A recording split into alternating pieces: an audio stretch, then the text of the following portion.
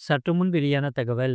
கலைஞர் மகளிர் உரிமைத் தொகையில் விண்ணப்பித்த பெண்களுக்கு ஒரு மகிழ்ச்சியான தகவல் வந்துள்ளது. அதை பார்க்கறதுக்கு முன்னாடி நீங்க நம்ம சேனலை சப்ஸ்கிரைப் பண்ணாம இருந்தீங்கன்னா மறக்காம லைக் பண்ணிக்கோங்க, சப்ஸ்கிரைப் பண்ணிக்கோங்க. உங்க நண்பர்களுக்கு தெரியப்பட்டவும் ஷேர் பண்ணுங்க. கலைஞர் மகளிர் உரிமைத் தொகை திட்டத்திற்கு புதிதாக விண்ணப்பித்தவர்கள் தெரிந்து கொள்ள வேண்டிய முக்கிய தகவல்களை இங்கே பார்க்கலாம். அதாவது, தமிழகத்தில் பெண்களிடையே மிகப்பெரிய வரவேற்பை பெற்றுள்ள இந்த கலைஞர் மகளிர் உரிமை தொகை திட்டமானது தற்போது விரிவாக்கம் செய்யப்பட உள்ளது. இதுவரை திட்டத்தில் இணையாத தகுதியுள்ள குடும்ப தலைவிகளை சேர்க்கும் இரண்டாம் கட்ட விரிவாக்க பணிகள் விறுவிறுப்பாக நடைபெற்று வருகிறது. அந்த வகையில் இந்த விரிவாக்கத்தின் மூலம் ஏற்கனவே 1.15 கோடி பெண்கள் பயனடைந்து வரும் நிலையில் புதிதாக விண்ணப்பித்தவர்களுக்கும் விரைவில் நல்ல செய்தி வர இருக்கிறது. ஆகையால் இந்த கலைஞர் மகளிர் உரிமை தொகை திட்டத்திற்கு மீண்டும் விண்ணப்பிப்பதற்கான வாய்ப்பு உங்களுடன் ஸ்டாலின் என்ற சிறப்பு முகாம்கள் மூலமாக வழங்கப்பட்டுள்ளது. அதாவது, ஜூலை 15ஆம் தேதி முதல் தமிழகத்தின் பல்வேறு மாவட்டங்களிலும் நடைபெற்று வரும் இந்த முகாம்களில் இதுவரை திட்டத்தின் கீழ் வராதவர்கள் உரிய தகுதிகள் இருந்தால் விண்ணப்பித்து வருகின்றன. இந்த முகாம்களில் மட்டுமே விண்ணப்ப படிவங்கள் கிடைப்பதால் பெண்கள் மிகுந்த ஆர்வத்துடன் பங்கேற்று வருகின்றன. அந்த வகையில் புதிய குடும்ப அட்டை கோரி விண்ணப்பிப்போரின் எண்ணிக்கையும் அதிகரித்திருப்பது திட்டத்தின் மீதான மக்களின் நம்பிக்கையை காட்டுகிறது. ஆகையால் புதிதாக பெறப்பட்ட விண்ணப்பங்களை அரசு தீவிரமாக பரிசீலிக்க தொடங்கியுள்ளது. இதற்கான தொழில்நுட்ப மற்றும் நிர்வாக பணிகள் முழு வீச்சில் நடைபெற்று வருகிறது.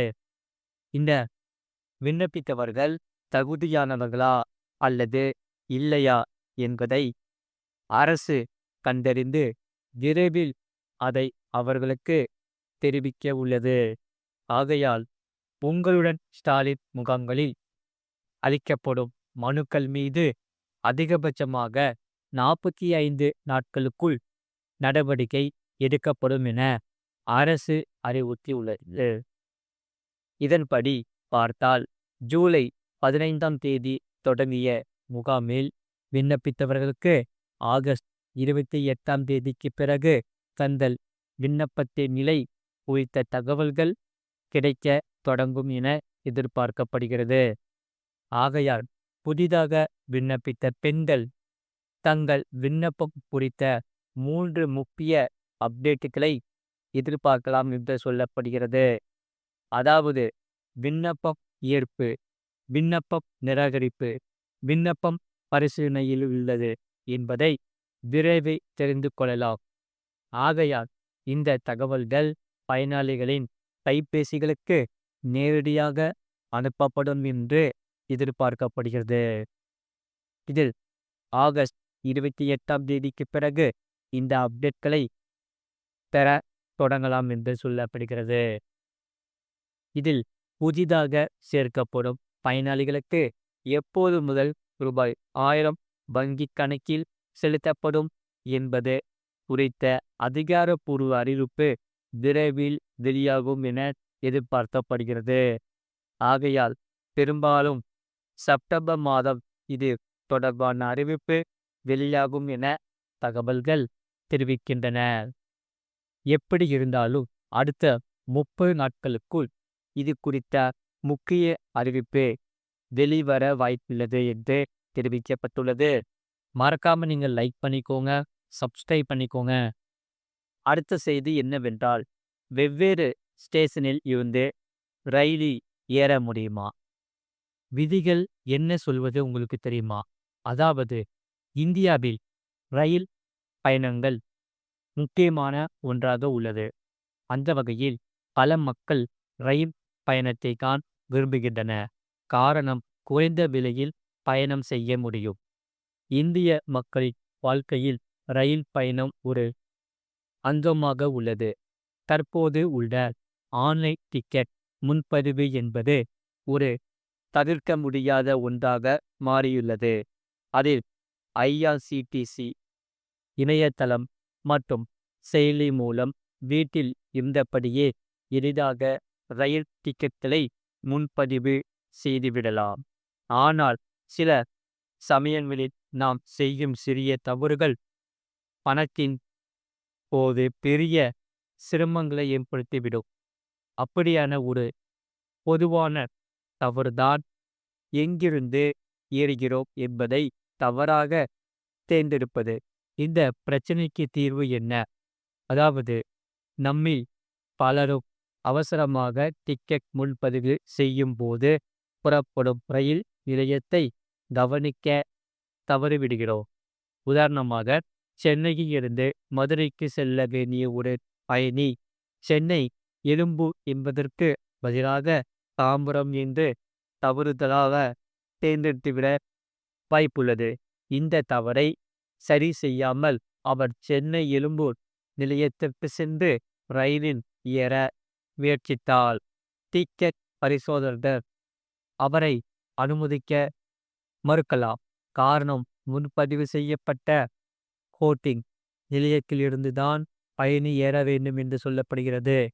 ஆகையால் அதற்கு முன்பே அல்லது பின்பே ஏறக்கூடாது. குறிப்பிட்ட ரயில் நிலையத்தில் இருந்து பயணி ஏறவில்லை என்றால் அந்த சீட்டை காத்திருப்பு பட்டியலில் உள்ள அடுத்த பயணிக்கு ஒதுக்கி விடுவார்கள் என்று சொல்லப்படுகிறது.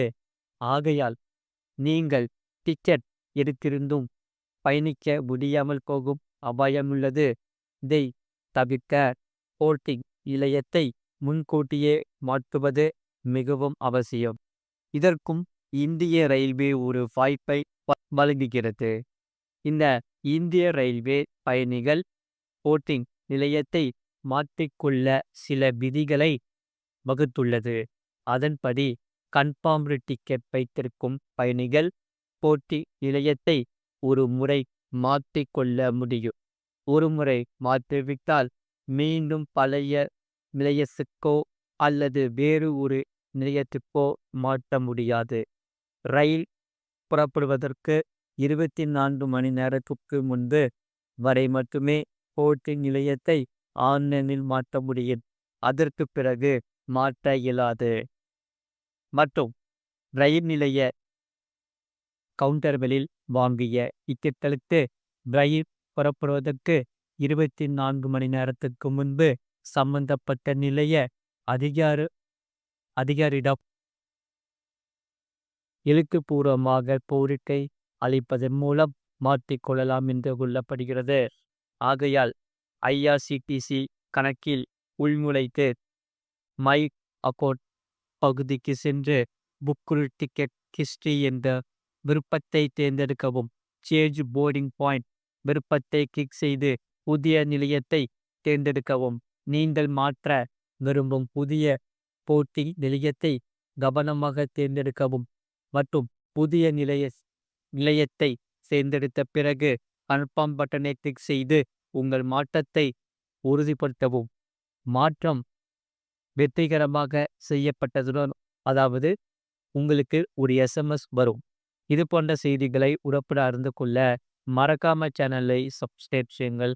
மற்றவர்களுக்கு தெரியப்படுத்த ஷேர் செய்யுங்கள்.